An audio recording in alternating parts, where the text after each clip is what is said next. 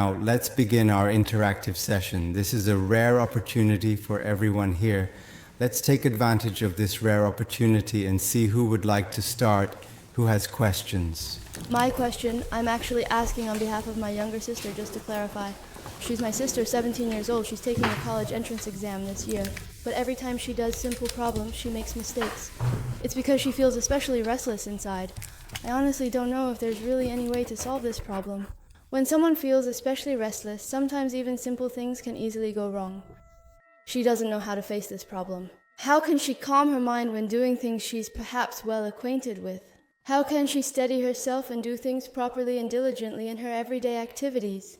And she's still a kid, so she doesn't know what to do. When I used to take exams every time, though my situation might not be exactly the same as hers, when I used to take exams, I would always pray first to calm my mind.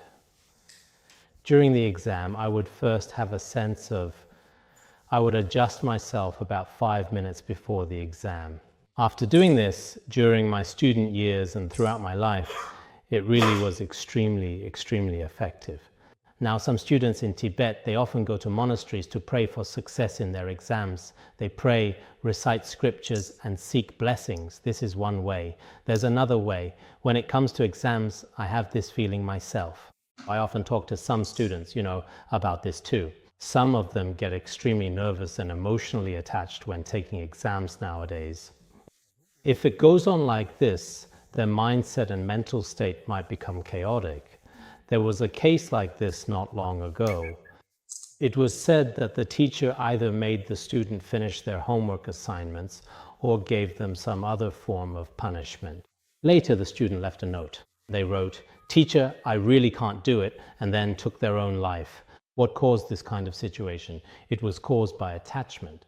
If we become extremely attached to something, then if we don't do well on the exam, we might even make other extreme choices like this. So whether it's the teacher talking to the student or the student's own mindset, if you do well on the exam, that's great. If not, it's okay. Just go with the flow. On the contrary, there's a concept in Buddhism called going with the flow. This applies to anything in life as well. Don't get too emotionally attached to this particular matter. Just go with the flow. I will really do my best. If I can't do it well, at least I tried my best. So just go with the flow. With this kind of mindset, things actually turn out much more smoothly in your life. Otherwise, the more attached you become, the more likely it is to backfire. Hello, teacher. I just wanted to ask you something that has been on my mind for a while now. How can I truly, in my real everyday life, genuinely let go of discrimination from the heart? I feel that throughout my whole journey so far, in just these 30-some years, I thought my greatest strength was that I wouldn't treat you differently just because you are a respected teacher, or treat her differently just because she's an unknown cleaning lady. I would always greet the cleaning lady respectfully every day. I feel that I am able to respect her. From my heart, I respect her for serving me. But what I really cannot stand in life, and what truly bothers me, are those people who, in my opinion, are just so self-righteous. Those who truly believe they have power and influence, but can't honestly face what kind of person they really are. I can't treat them with a calm and peaceful heart. At such times, I develop a sense of distinction in my heart and don't want to interact with them. Maybe as I gradually mature and become more experienced in life, out of a genuine sense of respect for others, I will make it a point to nod my head and greet them politely whenever I see them. But deep down, I can't truly accept them or people like that, so I feel that I still have a sense of distinction. And in daily life, for example, when I genuinely want to help someone, for example, I once saw a beggar whom I deeply respected. He didn't reach out to beg. He just stood nearby. I could see he was very hungry, holding his stomach the whole time. He just watched us as we ate steamed buns nearby. He stood there for a long time and never asked for food. At that time, I actually had some leftovers, but I didn't give them to him. Instead, I went and bought 2 baskets of steamed buns, and I felt really embarrassed at that moment. I told him, "These are fresh buns, not my leftovers." I said, "Go ahead and eat," but he still didn't reach out to take them. I said, "You must be hungry, please eat." At that moment, I felt really awkward. I felt like I didn't want it to seem as if I was just giving him charity. I think everyone has that feeling when they need help from others. But I realized that at that moment, I was making a distinction again. It was as if I was helping him again. So in real life, how can we properly handle this sense of distinction? How can we make our hearts more at peace? To let go of the concept of self, just as you mentioned, to see myself as the same as those around me. I'm not sure if I explained it clearly. Thank you, teacher. Actually, what I just talked about, the so-called no self, is in fact a truly very advanced and high level. We are analyzing it from a theoretical perspective. If we analyze it theoretically, reaching the state of no self is not particularly easy. Because first there must be theoretical realization. Then after training, practice and cultivation, one can reach this state. So generally, analyzing the self from a theoretical standpoint is quite easy. As long as one has wisdom and relies on some Buddhist theories to observe, everyone can say, I truly do not exist. But in reality, in daily life, the so-called attachment to self will arise. This is a normal phenomenon, but it requires continuous effort and practice. Your question just now, in fact, your mindset is more inclined to generate compassion. For example, towards beggars or unfortunate disabled people, you often feel deep compassion for them. Towards some successful or arrogant people, although you have respect, you don't treat them as kindly as you do beggars. This is a kind of... On one hand, this is very good because in today's society, it's completely the opposite. Many people often look down on beggars and those who are unfortunate and sometimes even treat them with contempt. No one respects them. But when it comes to leaders, bosses, especially those who are directly related to oneself, everyone is very cautious and careful. Even if they're unhappy or dissatisfied inside, they still put on a smile and greet them politely on the surface. They pretend in all sorts of ways, using different methods to praise them, even though deep down they think, he didn't speak well, he didn't say it well, he didn't do it well. But on the surface, they still have to flatter them. This kind of situation also exists. In this era, I think your attitude is something we truly rejoice in. It's very good. We really lack people who help those in need. Your tendency to make distinctions can perhaps gradually become more balanced. Why is that actually? Actually, whether someone is wise or noble, they are all living beings, all sentient beings. From their perspective, they all have feelings. They enjoy happiness and dislike suffering. And as compassionate bystanders, when we have the ability, we should always try our best to offer love and reduce suffering. This is a very meaningful act for us as human beings to survive. Therefore, gradually, I see that what you are trying to do is quite difficult. It's very hard to give rise to compassion for those who are suffering, but if you can develop this, then letting go of other forms of discrimination shouldn't be too difficult.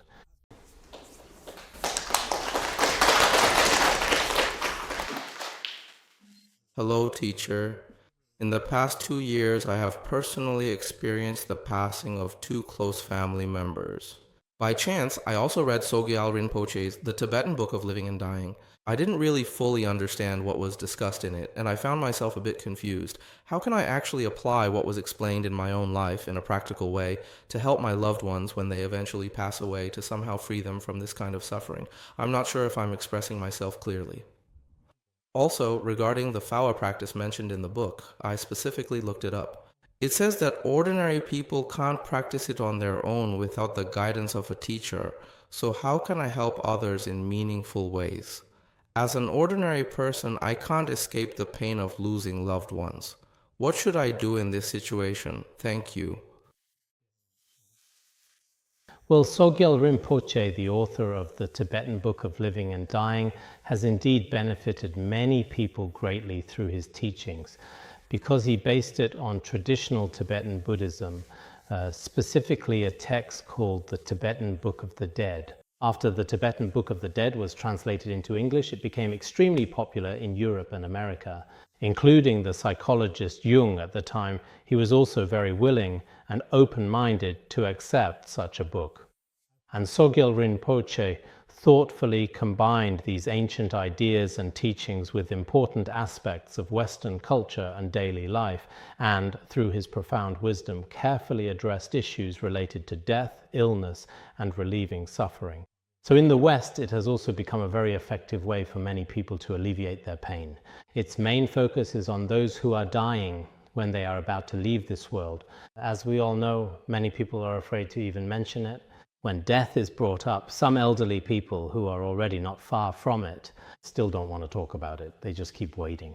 But even if you keep waiting, when death comes, you have no choice but to face it. This is something everyone must go through. You could say it is bound to happen. And it's not just the elderly. Even young people, sometimes even those in good health, are not immune to death. In fact, when we examine the available current death rate statistics, in fact, the frequency of young people dying is also very high. At this point, when we face death, which is a significant event in life, nowadays many people say that getting married is a major life event, and indeed it is. But death is an even greater event in life. Why do I say this? Because the pain of death as a whole is closely related in a profound sense to the life that follows. That's why Sogyal Rinpoche in this context gave many different teachings which are extremely effective. When Professor Zheng Zhenhuang translated the text, he himself had a rich command of Taiwanese expressions. So I think this is really worth everyone's careful attention. Moreover, it is worth mentioning that it also contains some academic ideas, and at the same time you can learn a lot about Tibetan Buddhism. How Tibetan Buddhism approaches the various attitudes that people have toward both death and life today.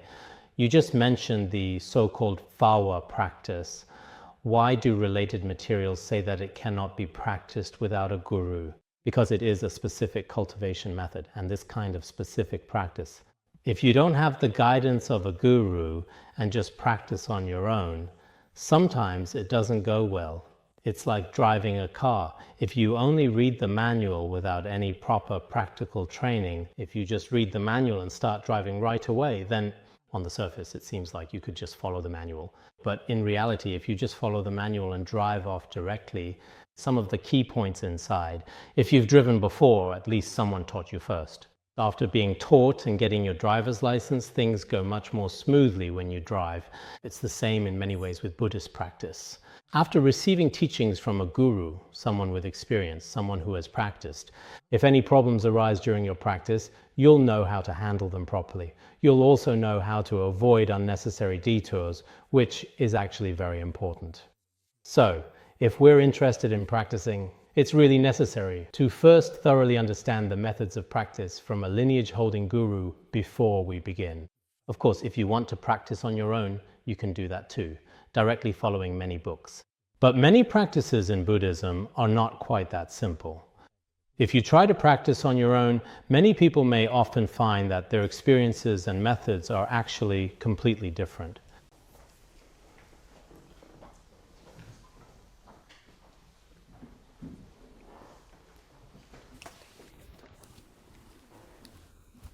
Hello, teacher. I actually came into contact with Buddhism just a few years ago. Actually, I was quite young at the time. Back then, what I encountered most were teachings about karma, retribution, merit, and blessings. I'm not completely sure if my understanding is correct or not. Back at that particular time, what I learned was that people don't just live one lifetime. The good deeds and virtuous acts done in previous lives or even several past lives, as well as the bad things one has done, will be carried into the next life. That's why we see situations where, for example, bad people are in power, meaning those who are really bad seem to live very well. But some people who are always doing good deeds, they end up having a rather tough fate and may not live quite as happily as they might have originally expected. I feel like this realization has brought me a bit of pressure and worry, because in recent years, whenever I do something, I'm always thinking to myself, will this bring me blessings, or will it reduce my merit and good fortune? I do feel a bit of pressure as I'm always thinking about these kinds of things. Sometimes, I also look up Buddhist stories online for some comfort or guidance. Sometimes they say that if you're really scared, you can recite the name of the greatly compassionate Avalokiteshvara Bodhisattva or Namo Ksitigarbha Bodhisattva. Whenever I encounter something that feels scary or when I find myself walking alone at night, I silently recite Namo Ksitigarbha Bodhisattva in my heart. I do this quite often. I'm not entirely certain if this really counts as a religious belief or actually just a form of spiritual support. I've also learned that some prominent scholars in China, when they reach old age, often turn to studying Buddhism. This includes masters of Chinese studies like Ji Xianlin and others. They all do this. There are also some scientists abroad who, the deeper they delve into scientific research, the more they realize that in fact religion, including Buddhist teachings, is what people should really be studying. They might even end up overturning their previous research findings. I'm thinking, for us students, since we're still young and lack sufficient life experience to fully understand everything, how should we approach Buddhism properly? Thank you, teacher. You asked so many questions, I've forgotten quite a few of them. Let me answer your questions one by one, starting with the first. The first question is about what you mentioned regarding blessings and good fortune. Indeed, in Buddhism's view of cause and effect, good deeds bring good results, bad deeds bring bad results, and the law of cause and effect never errs. If you haven't studied religion before, or if you haven't really thought deeply about these kinds of things, it might not seem very obvious to you at first, and some people even find it quite strange or unusual, but that's not really the case, even among siblings in the same family. One person's good fortune can be very different from another's. Take classmates who graduate from the same class, for example, 20 years later. Even though they studied the same major, some may have been promoted and become wealthy, while others might end up in prison. Everyone puts in the same effort, studies the same major, and even has similar parents. But in reality, there is also an unseen cause and condition at work. This is something that many of us still need to reflect on deeply. Of course, when you're working, it's natural to desire good fortune, wealth, and status. This is human nature, something everyone should have. It doesn't actually harm your true blessings in the future. In Buddhism, the Sutra of Ksitigarbha also says this: if you wish for a child, you can pray for one. If you wish for wealth, you can also pray for it. Through this method, certain worldly responses and retributions are certainly not impossible to seek indeed in practice. If you do seek them, with the power of goodness and favorable conditions, you will gain something in the future as well. But we shouldn't think that the law of cause and effect means that doing good deeds will bring immediate results. Such thinking does not align with the true principles of cause and effect. So sometimes good deeds bring results in a very short period of time, while others only bear fruit after a very, very long time. Someone who does good deeds in this life may still experience the results of evil actions from a previous life maturing in this very lifetime. The law of cause and effect is extremely complex. Sometimes only by reading the Sutra of the Differences in Karmic Retribution or the Sutra of 100 Karmas do we realize just how complicated karma truly is. In short, we cannot generalize.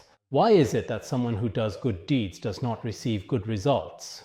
Or that someone should immediately be happy after doing good deeds? It's not that simple. This is one point. The second question you mentioned is about regularly praying to Avalokiteshvara Bodhisattva and Ksitigarbha Bodhisattva. Of course, if you have faith, you pray with a heart of devotion. The blessings and empowerment of the Buddhas and Bodhisattvas are extremely powerful. Even if you don't have strong faith or deep religious beliefs and treat it as a kind of helpful medicine or a source of inner strength and comfort, that's also acceptable. In fact, for most people, when everything is going smoothly, many people don't think about praying for blessings or protection. But when you encounter major disasters, when your life or any aspect of it faces significant or major obstacles, many people will perhaps think of seeking refuge, praying for protection, or even going to a temple. Nowadays, even some corrupt officials, after making mistakes themselves, end up going to temples to seek out masters and start performing good deeds. But actually, if someone has done truly terrible things, even the Buddhas and Bodhisattvas may not be able to save them. However, this is just human nature. In fact, when we encounter adversity, the blessings of the Buddhas and Bodhisattvas are truly incredible. I also hope, and I myself am like this too, even if I just have a bad dream, I get up and start praying to Guru Rinpoche and Avalokiteshvara. Even when walking in a dangerous place or experiencing turbulence on a plane, I immediately pray right away to my respected teacher. In my daily life and actions, this is how I am. I think this is whether you believe it or not is up to you. It's like medicine. Medicine has its own effects, but some people don't believe in it. Whether they believe or not is their own business. I feel that just like the effects of medicine, the names of the Buddhas and Bodhisattvas carry blessings. That's my attitude. Now, the third question, regarding many renowned and distinguished masters of Chinese studies and accomplished scientists, when they reach old age, indeed, when people reach the twilight years of their lives, a lot of accumulated knowledge and valuable experience comes to the forefront.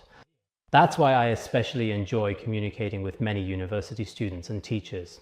Some of them, as described in Buddhism, just need a slight awakening of their virtuous roots, and they will understand many issues in life. I also especially hope that those who regard Buddhism and religion as superstition and spend their whole lives slandering it, by the time they're on their deathbed, their hair may already be white and their teeth all gone. If at that point they realize how good Buddhism is, it might be too late. It's better to have a fair attitude toward Buddhism when you're young, even if just a little. I've also, in the past, read some of Ji Shanlin's literary works and writings before. His sense of reverence is something that even university professors may not necessarily possess. When he was in his 50s, he kowtowed to his mother so much that his forehead was bruised and battered. He had that kind of deeply respectful, almost reverent attitude about him. Some time ago, I went to the University of Göttingen in Germany. The house where he lived while he was studying there still exists today. At that particular time, his main focus there was on Sanskrit, specifically Indian Sanskrit, as everyone knows. India is the origin of Buddhism, and Buddhism was transmitted through Sanskrit. Master Ji Shanlin's main area of research was Sanskrit. It was only after studying Sanskrit in depth that he realized how truly profound Buddhism is. That's also why he used so many words to praise Buddhism sincerely. This is also very evident and unmistakable, as can be observed in many of his later books. I especially hope that many of our young people should first decide for themselves whether or not to have faith. That's up to you. But we also should not regard having no faith as the greatest, most normal, most scientific or smartest thing. And to judge those with faith as the most confused, the most scattered, or the most mentally troubled, or even worse in various ways, is truly unreasonable and unfair. Just a couple of days ago, I actually had a face-to-face discussion about this very topic with Professor Zhu Qingxi, the former president of the University of Science and Technology. In the end, he said something that I thought was very good. He said that in Marx's era, in fact, humanity's scientific knowledge, including quantum mechanics and so on, was not yet so advanced. If Marx were to appear in today's world, some of his views would also have to change and keep up with the times. Otherwise, some of the phenomena we see today simply can't be explained. I really, truly agree with what he said here. Because in my opinion, some of our current ways of thinking can't just rely on the ideas from the 18th or 19th centuries as our foundation forever. Human progress and civilization are constantly undergoing innovation. At this point, many of the problems we discover, in fact, issues of life and existence, can really only be found in religion, because science, especially American and Western science as we know it today, has only emerged in such a short period of time. In fact, when the Industrial Revolution in Europe ended, we were still living rural lives over here. So when it comes to material science, it's actually just a temporary achievement. If we use this achievement to overturn thousands of years of psychological science in human civilization, I'm afraid that would be extremely difficult. So now what are called the Indian civilization, Chinese civilization, and Greek civilization in the world. Greek civilization is primarily in the realm of Greek philosophy, as well as notably in the natural sciences. Indian civilization is focused on the science of the mind, such as Buddhism. Chinese civilization is rooted in the philosophies of Confucianism and Taoism. So now, from the perspective of spirituality and science, many scientists consider these to be the three great civilizations. This is a bit different from the previous notion of the four ancient civilizations, which included Egypt. When dividing from the perspective of science, we can say there are three major civilizations in the world. Therefore, this area requires further research. Didn't Dr. Toynbee also say this in the past? Humanity should actively reclaim over 2,000 years of Confucian and Mencian cultural heritage in order to save ourselves. So this issue is still extremely important. Hello, Khenpo. I am a teacher from the School of Statistics, and I am delighted to meet you. Every year, we compile 8 social and economic life indicators for Beijing. The first is the Happiness Index. I checked, and it was proposed by the King of Bhutan over 30 years ago. Everyone talks about the economy after all. And Bhutan is a Buddhist country. Buddhism is their state religion. I found that in fact people have already benefited from the Dharma. At the very least, the issue has been raised. But when we were working on it, we found that the sense of happiness seems to be something like only the drinker knows if the water is hot or cold. There isn't really a very quantifiable standard. Some people feel this is already happiness, but others think it's not enough or not good enough. So regarding questions from the perspective of Buddhism, how does it view them? How do we determine which kinds of happiness we can embrace without harm? But some forms of happiness might actually contain some negative elements. How can we recognize and distinguish between these issues when they appear together? Thank you, teacher, for your guidance. Actually, this is a question that people all over the world are especially concerned with nowadays. Everyone is in pursuit of happiness. But the more people actively pursue happiness, the more suffering and unhappiness there is in the world today. It seems that everyone generally used to think that technological advancement would bring happiness. But in reality, no matter which city you go to, people's desires are only increasing. As desires grow, the goals people chase after are always out of reach. At the same time, this brings a lot of pressure, anxiety, and sadness. As for Bhutan, I have actually personally been there before. At that time, it seemed like their country only had 2 airplanes. In 1990, there were also very few cars on the streets. But after arriving there, people truly did have a real sense of contentment. To this day, they are still unwilling to open up to the outside world. In fact, they really do not want to cause too much damage to nature and wish to avoid harming it. Secondly, they also don't want to become fully commercialized. This is part of their traditional philosophy and way of life. This is the main reason for their happiness. Later, many foreign experts specifically went to Bhutan to study this. In fact, Bhutan is a Buddhist kingdom, and it is entirely Tibetan Buddhism. Among the 8 major schools of Tibetan Buddhism, the Nyingma and Kagyu schools are the main ones there. So the people there, some time ago, one of our classmates also came all the way from Bhutan. I brought up this question as well. I said, nowadays the whole world envies Bhutan. Are the people of Bhutan truly as happy and content as they seem to be in the eyes of visitors?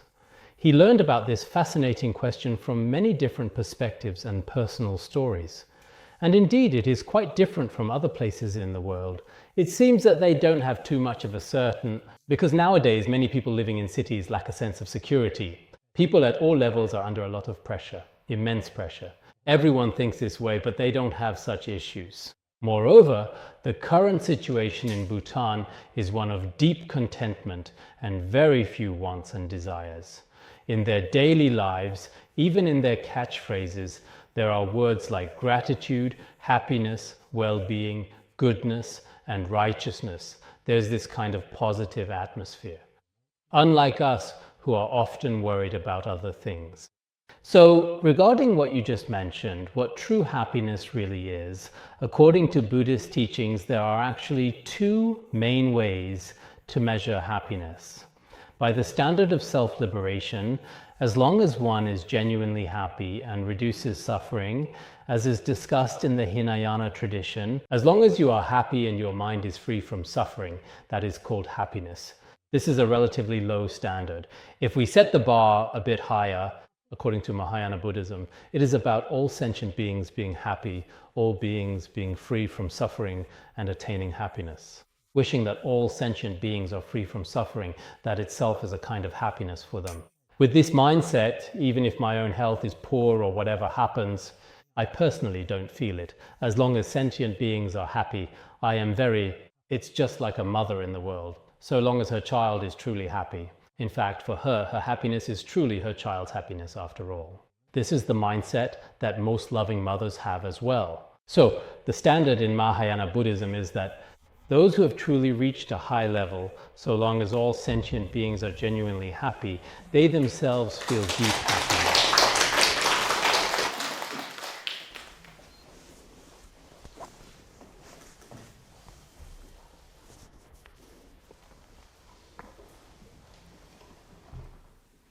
Hello, dear teacher. Just now, as you were speaking, you mentioned the concept of happiness.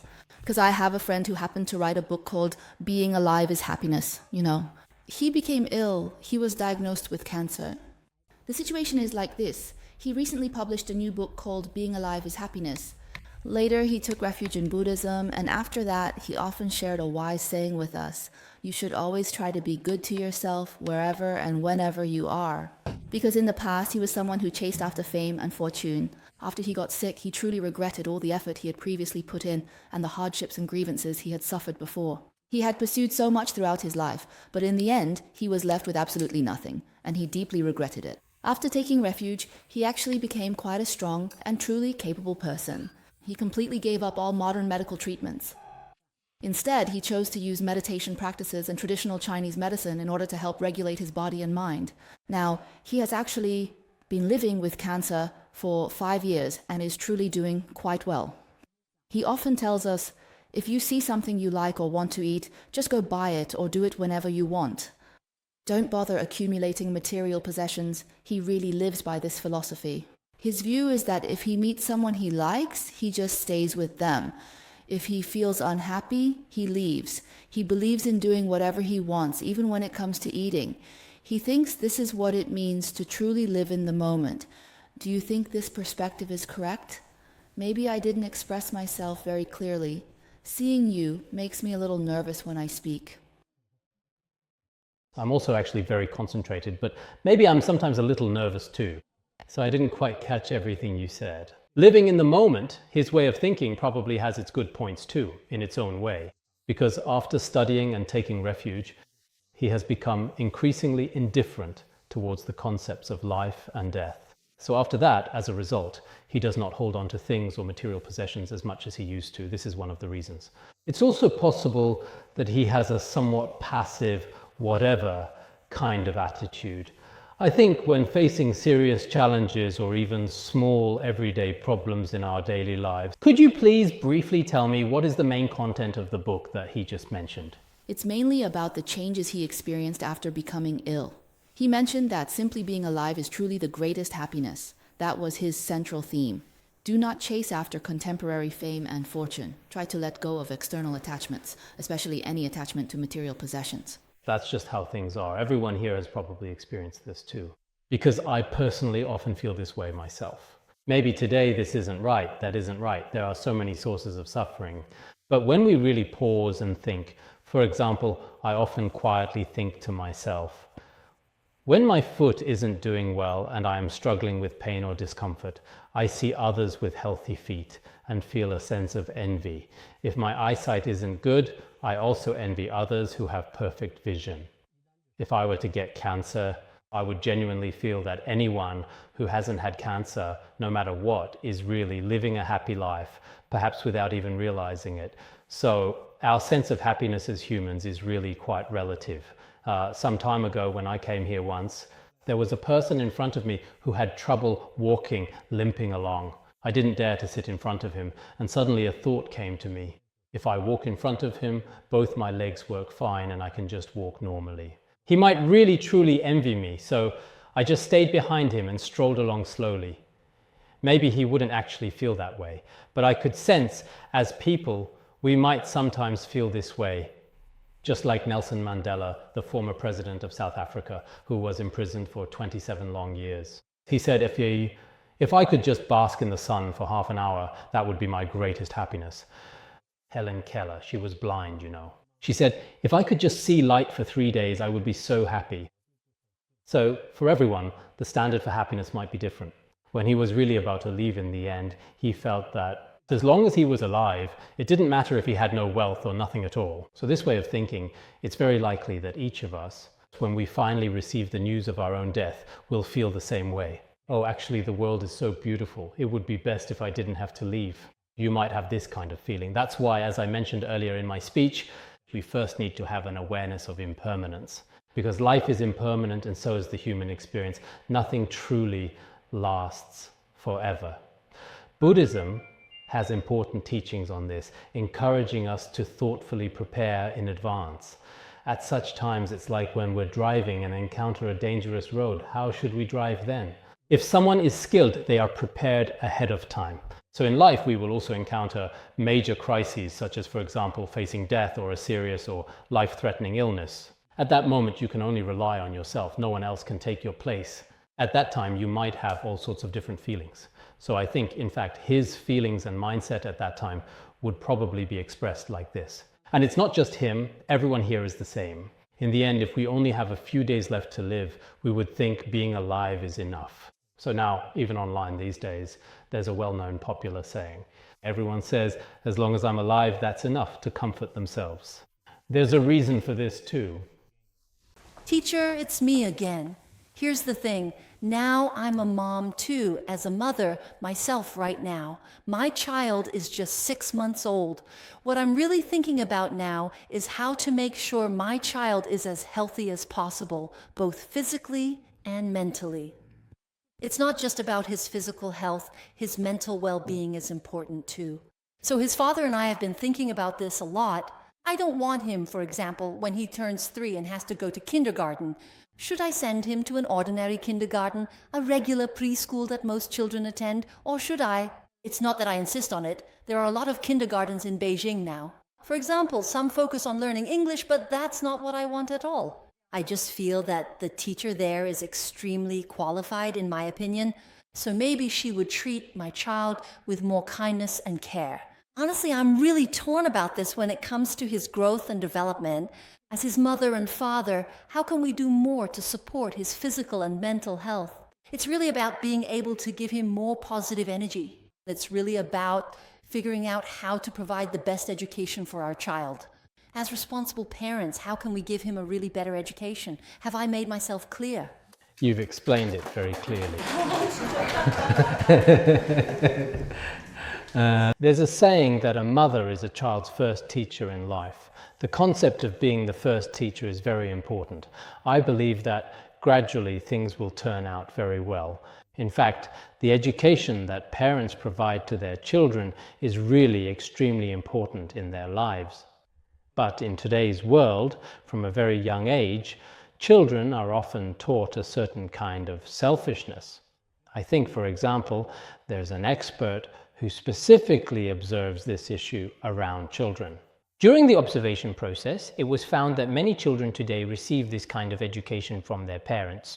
You're told not to give in to others, that you must be strong even to the point of hitting others. There are different educational approaches in different places. These things are actually harmful to a child's life, so we should use various effective ways to instill wisdom, compassion, and love in them. Especially now, we also find in a lot of information that the influence on a young person between the ages of 6 or 7 and 16 strongly shapes their core values for life. They will never forget or change. Whatever the parents do, the child will do as well. So now, for many people, issues of faith are in particular the same. This is how I see it, because from a very young age, there was no faith. Before the age of 20, perhaps due to family circumstances or education, there was no faith at all. Apart from money and status, including the various things that children naturally hear around them, if there are no other values besides these, then when they grow up, they will also behave in this way in their daily lives.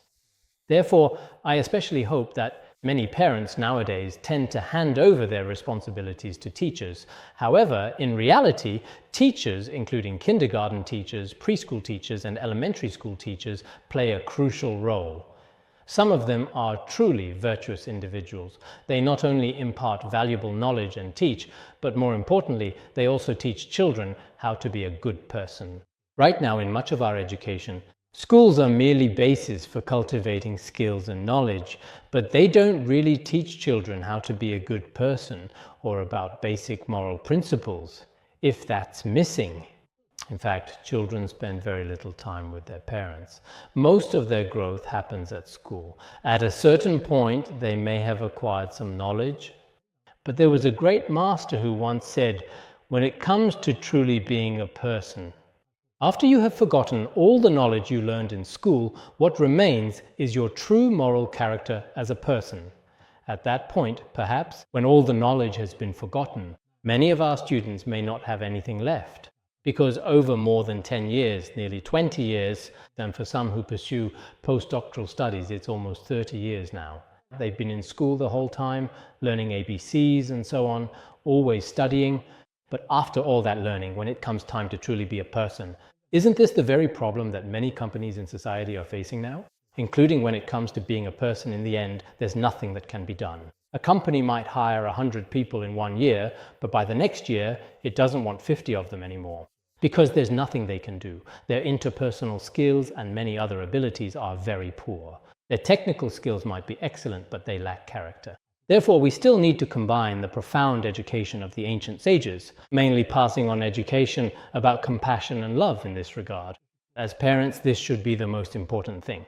Of course, you must be concerned about what the specific methods are in particular. So after you discuss with the relevant people, then you can start teaching the child.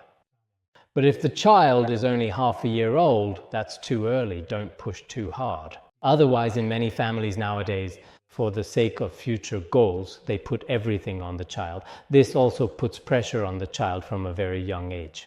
Everything in our family is pinned on you. Then children end up carrying even greater pressure. Pressure from academics, from knowledge itself, and from their parents. Nowadays, many middle school students already worry about who they will become, so parents need to be careful about the pressure they pass on.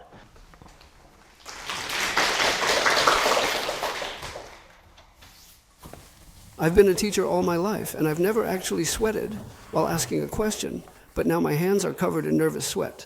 I'm not standing up because I want to keep a lower profile. I actually prepared 2 questions, but the chairperson said I could only ask 1. I'll learn from her and ask twice, 1 question each time if I'm given another chance. I might actually be the oldest one here in this group, I think. But my exposure to Buddhism most likely came, in my personal experience, somewhat later than many people present here. I really only have a superficial understanding, just to be clear. On WeChat, for my profile name, I chose to write the phrase Namo Amitabha Buddha. This is the name that appears on my profile. So a lot of my friends came to ask me if I had taken refuge. I told them I haven't taken refuge yet, but I believe Buddhism is scientific. But I still don't have a very complete or thorough understanding of this statement. I think that if someone truly believes in Buddhism, they should do so wisely and thoughtfully. Isn't it said that greed, anger, and ignorance are to be avoided? Wisdom, after all, means not being ignorant. You should believe in Buddhism with wisdom. Without wisdom, you might still create negative karma. To believe in Buddhism wisely, I think we need to address this issue. How can we truly, from the bottom of our hearts, regard Buddhism as scientific? Not just as a form of faith, but as something that is genuinely scientific. When you're trying to persuade others to believe in Buddhism, I often debate with them. They give many reasons, saying that Buddhism is superstition. But in fact, I honestly think that the ideas in their minds are actually the real superstition, especially after our liberation. Let's not talk about that for now. But people have received a lot of education. Actually, that's the real superstition at play. If you truly want to persuade others, and also genuinely persuade yourself as well, the most prudent and wisest way is to truly and genuinely believe deeply in your heart that Buddhism is scientific. If my viewpoint is correct, then I would like to ask, Master, could you tell us from which aspects we can demonstrate that Buddhism is scientific? All right, that's it. Yes, this is how I see the question. One aspect is from the perspective of the scientific community's judgment, which is also very important. For example, the scientific community's judgment, Einstein once said, any religion that advances together with science is Buddhism. The scientist Einstein said this. And I also think, regarding this question, some time ago I spoke with Professor Zhu Qingxi. I said, you have served as the president of the University of Science and Technology of China for 10 years, and you are also one of China's earliest senior academicians. Your judgment cannot possibly be a superstitious one. I said at the end of your article, which deeply explores the dialogue between science and spirituality, physics entering the realm of Zen, you very emotionally, in a heartfelt manner, said the following: when scientists, after enduring countless hardships, finally reach the mountaintop, Buddhist masters have long been waiting here. What this means is that when scientists, through all kinds of research, finally reach the mountaintop, the Buddhist masters, who lived and taught more than 2,500 years ago, have in fact already been waiting there for a very long time.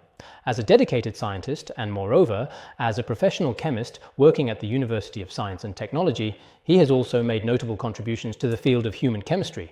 I asked him, under what specific circumstances or situations did you say something like this? He later said that on the one hand, he had studied a lot of various important Buddhist teachings together with Master Nanhuai Chin, including the Yogacarabhumi Shastra, the Shurangama Sutra, the Lankavatara Sutra, and the treatise on the establishment of consciousness only. He had studied them for over 10 years. At the same time, in the field of quantum mechanics, he believed that all phenomena in quantum mechanics are ultimately empty. In the end, if you look at it scientifically, there is actually only emptiness left. Nothing remains. But within the Buddhist concept of emptiness, when it comes to what quantum mechanics calls magnetic fields, as described in modern physics, subtle forces and strings, there is still another kind of force present, which needs further explanation. He was very surprised when he saw this, so he believed, and he was very fair about it, that as a dedicated and committed scientific worker, as a professional scientist, he found Buddhism to be extremely profound and subtle. In particular, he cited the Shurangama Sutra's teaching that the habitual tendencies of karma manifest all phenomena. Just like in Buddhism, the entire manifestation relies on the alaya consciousness, with everything appearing in emptiness. Form is not different from emptiness, emptiness is not different from form. He explained these principles by integrating science and Buddhism. So this issue is also a concern for many intellectuals today. Some time ago, I also gave a talk at a school about the Marxist view of religion. We must never regard it as a kind of superstition or a form of opiate. Doing so would only harm yourself, and it's unnecessary. Because indeed, from the perspective of Western science, our Buddhism is not only a science, but also a form of multiculturalism. Other religions may have some degree of this, but I believe Buddhism is the most multicultural. For example, within Buddhism, there is human and heavenly Buddhism, as well as Mahayana and Hinayana traditions. And in terms of content and scope, all of the current other religions, if you study them, they might be more suitable for the elderly, but it's very difficult for young people to study them. But with Buddhism, whether you approach it from a theoretical perspective or through practice, if you look at it theoretically, it covers the entire cosmos, geography, including very microscopic and subtle things like parasites in the human body. These things, as well as many medical issues, have long been addressed in Buddhism. As soon as you open Buddhist texts, you realize, oh, so this too. Now, scientists consider this to be a remarkable discovery, but it already exists in Buddhism. So I often feel that in a lot of news nowadays, people think it's astonishing, a mystery of the world. But I don't find it rare at all. Actually, in the scriptures, it's in this scripture and it's in that scripture too. There's really nothing that surprising about it. So during my conversation with him that day, I also realized that as a scientist, he too relies on wisdom. What you just said is true. We don't want, myself included, that in the process of my own observation, if it were just about faith and worshipping the Buddha, I wouldn't be willing either. But actually, Buddhism uses very incisive language in its teachings. And the black words on white paper have remained here, unchanged all along. So this, if more of our young people could study it, I really think it would truly, it actually originated in our Eastern culture. There has always been such an essence, such a core value present.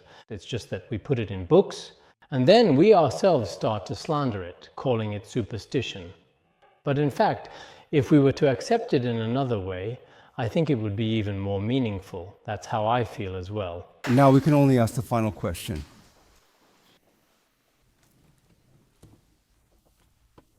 Pray for the teacher's guidance on the practice of life release, because life release is also a very important practice for Buddhists, which everyone can often engage in during their daily practice. How can it be better integrated with society, and how can people gain a deeper understanding of the merit generated from this practice?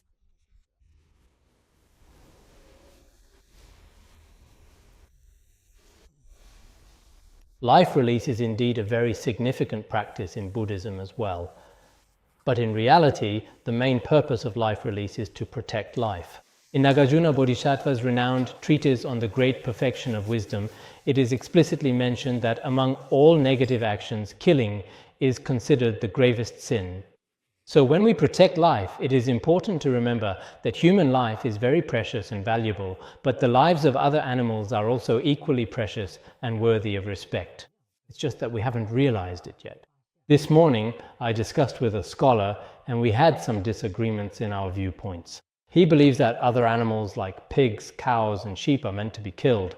I said, it's just that you actually haven't really understood their value yet. If you truly understood their value, or if you yourself became a sheep or a pig, and you couldn't speak, only then would you realize the preciousness of life. Therefore, in some ways, our consciousness is lagging behind the times. If human life is so precious, then every other life in the world also has its own inherent value and unique importance. It's just that they can't speak, so we often consume them. This is also an aspect of humanity that can be considered not so advanced. But no matter what, our current practice of releasing animals is actually a way of protecting life. This includes many countries in Western Europe. In order to protect life, they often hold nude protests. There are often protests against the use of animal skins and flesh, among other things. These actions actually have a really profound and truly significant meaning. Personally, I have also been very interested in animal release for more than 10 years, and I especially hope that many people in the future will observe the lives around us with this genuine love.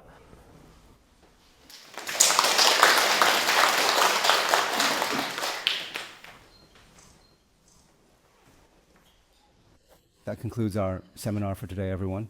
Today, Khenpo began by introducing us to the most fundamental and foundational Buddhist principles, giving us teachings from the 4 Dharma seals and the 6 paramitas of Mahayana Buddhism, especially by relating to some of the confusions we face in modern society, and also by incorporating a lot of modern scientific knowledge. We have come to truly appreciate this kind of wisdom in Buddhism over time. Because our time today is truly limited, I know that many people out there currently have a lot of questions they would like to ask, but for today, we can only end here for now, and we hope to continue next time. Finally, we would like to sincerely express our heartfelt gratitude to the teacher for their dedication and support throughout this teaching process. That concludes our seminar for today, everyone.